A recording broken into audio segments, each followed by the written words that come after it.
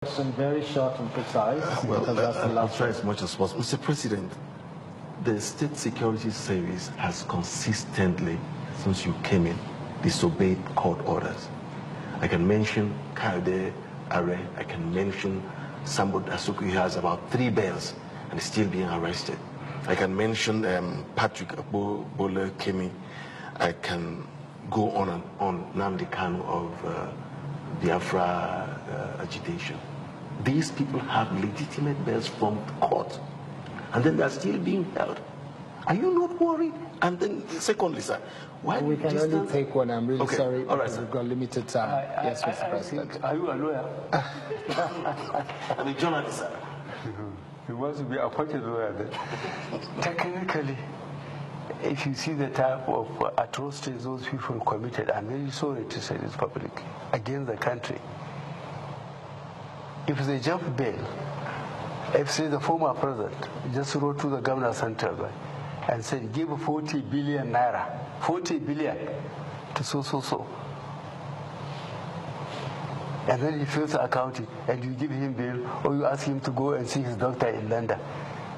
While you have 2 million people in IDPs, half of them, they don't even know their parents. Which kind of country do you want to run? And the one we are calling Kanu, do you know he has 2 passports? One Nigerian, one British, and he came to this country without using any passport. Do you know he brought an equipment into this country, a sophisticated equipment, and was broadcasting for Radio Biafra? Which kind of government do you want to have? But we wrote an editorial against him in Premium Times. What? Premium Times wrote editorial against his radio station and called on the federal government to stop that. So he should be given bail to go away. There's a treasonable felony against him, and I hope the court will listen to the case. Okay, Your Excellency, well, we do have to wrap up from all I can see, but I think we have just about enough time for one quick one, which is on this issue of Biafra. What is your thought on it? Yes, you have your perception of Nnamdi Kanu, but the large number of young people from the south that we have seen that are demonstrating and chanting, doesn't it worry Mr. President that this could escalate and become something else? It will worry me. When I have the militants, I have the Boko Haram, and another group is emerging, they want Biafra. They say they are marginalized, but they haven't defined the extent of marginalization. Who is marginalizing them? Where?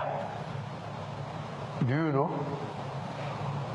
They believe they are marginalized. Yes, how? And it's their perception. Marginalized how? Mr. President, immediately you appointed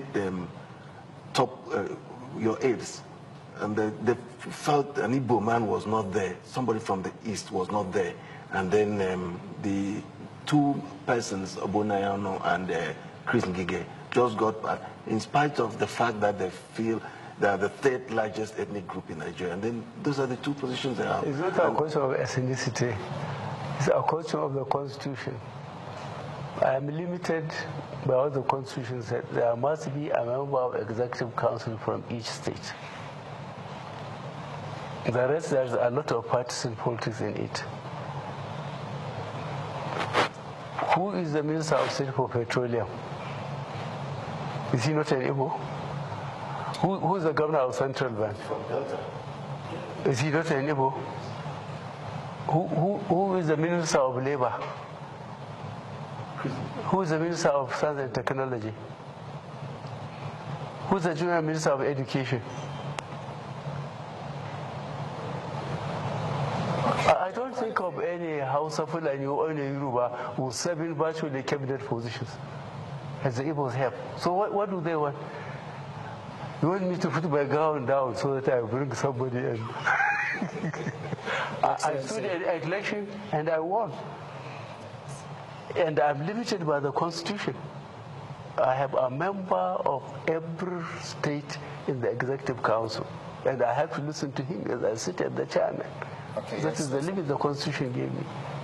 Okay, Your Excellency, we want to say thank you very much for sparing these 2 hours to be on, to have this conversation with Nigerians and with us, especially those of us who are here. Dr. Ngozi Anyegbunam, Manil Dan Ali, and of course, Ibanga Isene. Myself, Kaidi Akintemi, want to say thank you very much, Your Excellency, for the time spent with us. Very, very kind of you. I hope they switched up. What I will appeal to you is please ask our colleagues to do more investigative journalism. People, whether they like it or not, believe the press. But on important issues, I expect investigative journalism so that people will know the truth and then react to it, rather than being sensational. Thank you very much indeed. On that note, we want to say thank you very much to those who are watching from home and all around the world, whether you're watching on Channels Television in Nigeria or internationally, or you're watching on m.channelstv.com. We say thank you very much for watching wherever you are watching. Mr. President, we thank you, and we hope that this will happen again very soon. Thank you very much, and good evening.